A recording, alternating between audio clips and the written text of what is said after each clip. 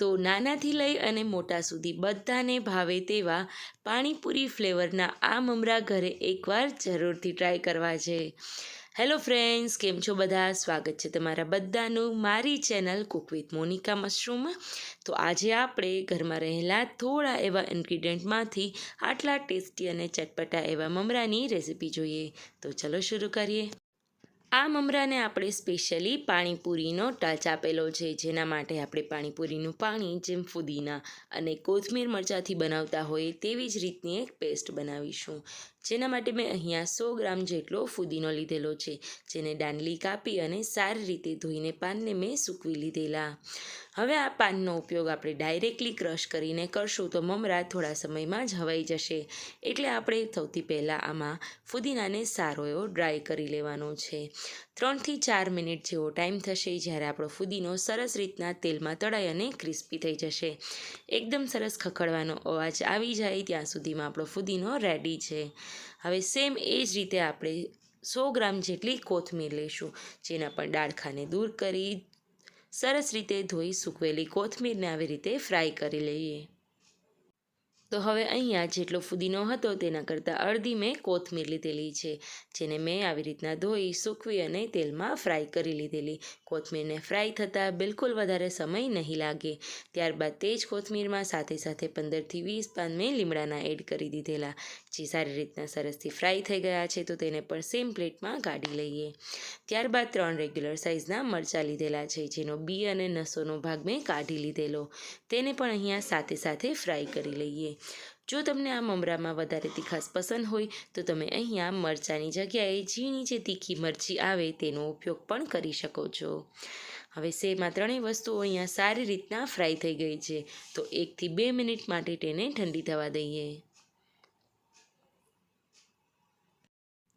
આગળની વસ્તુઓ ઠંડી થાય છે ત્યાં સુધીમાં તમે આ મમરામાં સેવની સાથે શિંગદાણા પણ એડ કરી શકો છો. તો અહીંયા તેલ સારી રીતના ગરમ છે, તો આપણે શિંગદાણાને પણ સાથે જ ફ્રાય કરી લઈએ.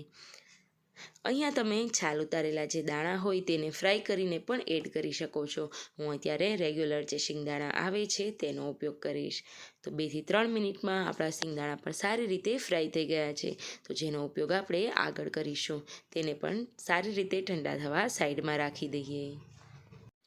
તો અત્યારે કોથમીર, મરચાં અને ફુદીનો સારી રીતે ઠંડા થઈ ગયેલા. તો આપણે તેને રેગ્યુલર ચટણીનું જે મિક્સર જાર હોય તેમાં એડ કરી અને પેસ્ટ બનાવી લેશું.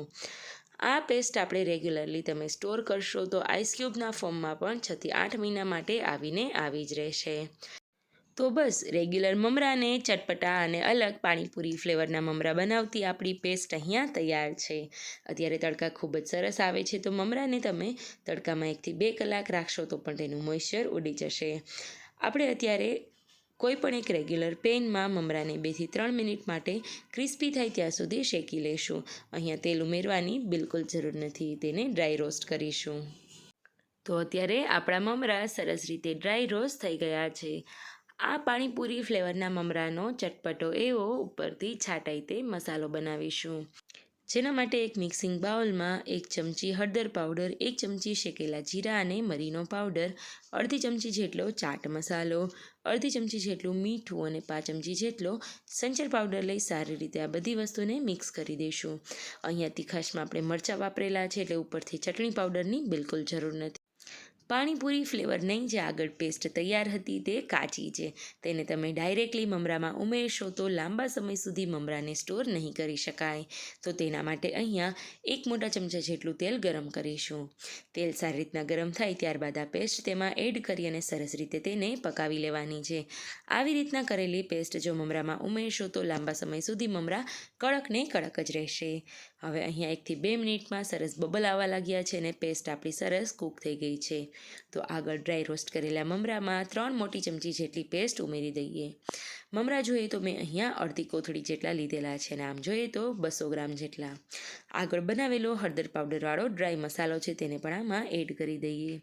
કોઈ પણ કલર અને કોઈ પણ બીજા આર્ટિફિશિયલ ફ્લેવર વગર પાણીપુરી ફ્લેવરના મમરાની પેસ્ટ આપણે આમાં એડ કરી દીધેલી છે, તો સારી રીતે તેને મિક્સ કરી દઈએ. અત્યારે પેસ્ટ થોડી એવી ગરમ છે, થોડી ઠંડી પડે ત્યારબાદ તમે હળવા હાથે તેને મિક્સ કરી દેજો, જેથી કરીને પેસ્ટ ઠંડી પડી જાય તો મમરામાં કોટ નહીં થાય. તો એકદમ સરસ રીતે આપણી પેસ્ટ મમરા સાથે કોટ થઈ ગઈ છે.